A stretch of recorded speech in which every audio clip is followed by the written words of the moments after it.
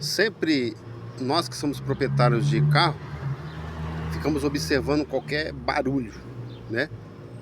E sempre que eu esterço pra lá, à direita, né?